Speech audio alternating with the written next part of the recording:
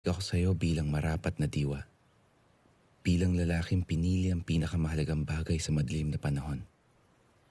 Dangal, tungkulin, sakripisyo. Hindi mawawalan ng halaga ang kamatayan ko pagkat namatay akong nagbibigay puri sa bayan. At higit sa lahat, sa iyo.